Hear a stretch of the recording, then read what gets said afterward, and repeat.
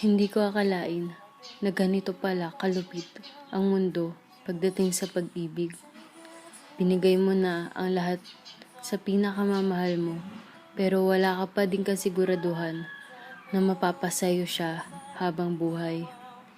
Kahit buong mundo mo ang ibigay mo sa kanya, marahil hindi kasalanan ng mundo ito, kundi ng tao. May mga bagay kasi sa mundo na kahit hindi sinasadyang mangyari, pero mas pinipili natin ang matukso. Kahit nasa isang relasyon ka na, wala namang kasiguraduhan na walang ibang aaligid sa'yo.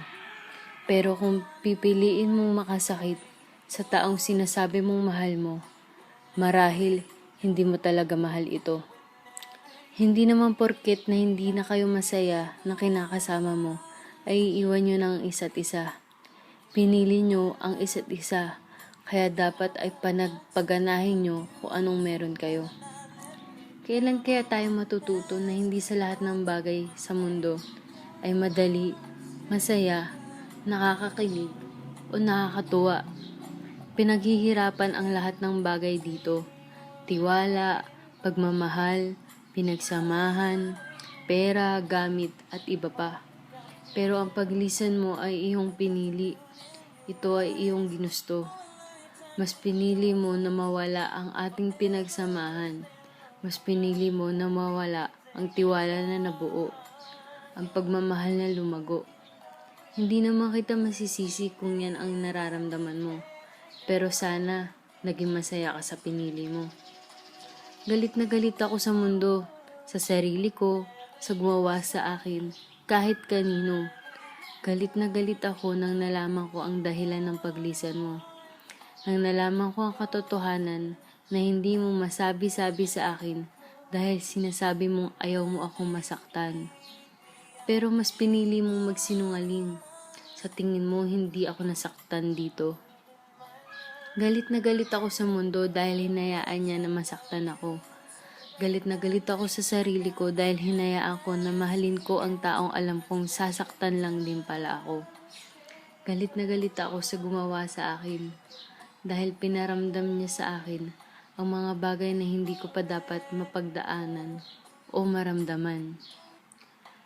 Pero sa kabila ng galit at sakit, pansamantalang pinaramdam mo, ay mas nangibabaw ang saya na magkasama tayo. Mga umaga at hapon na nakaupo tayo sa sangking UP Diliman upang magkwentuhan ng walang katapusan. Mag-isip ng ating mga pangarap.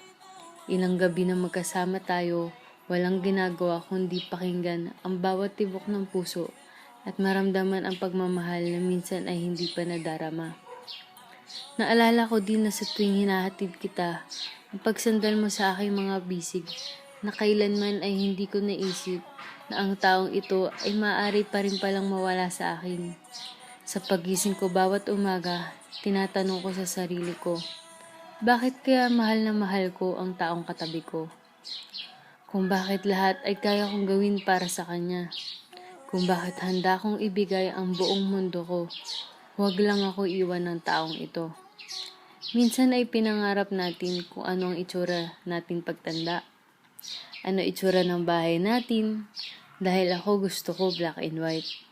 Pero ikaw gusto mo makulay. Pero handa natin pagsamahin ang magkaibang bagay para lang hindi mawala ang parehong gusto natin. Handa natin tanggapin ang pagkakamali ng isa't isa para maging matibay ang ating samahan. Handa natin kalimutan ang bawat sakit na naramdaman para mas maging matatag. Ngayon ay 1 taon na ng ating paghihiwalay. Matagal ko na naligpit lahat ng bigay mo sa akin.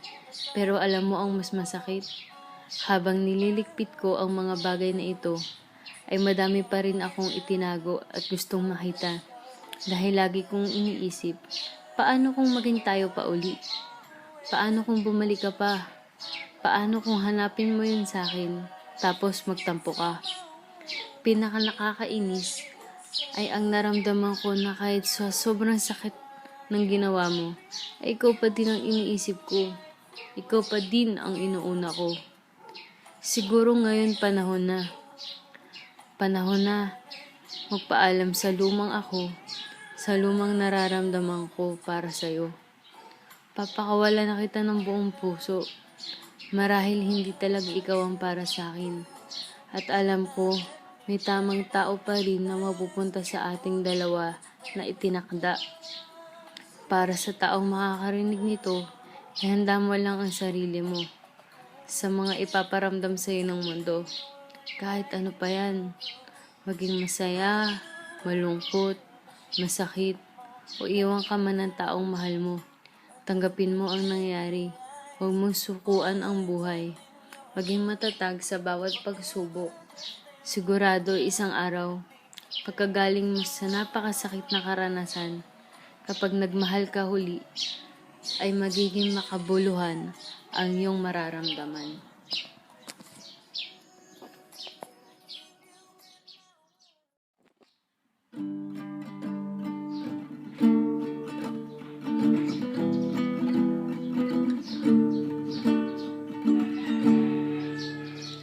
Pag-ibig kong ito,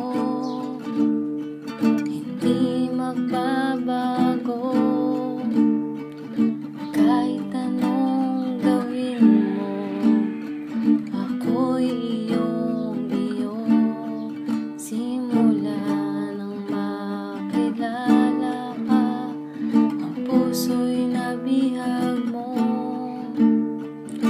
Binigay lahat sa'yo, pati na ang oras mo.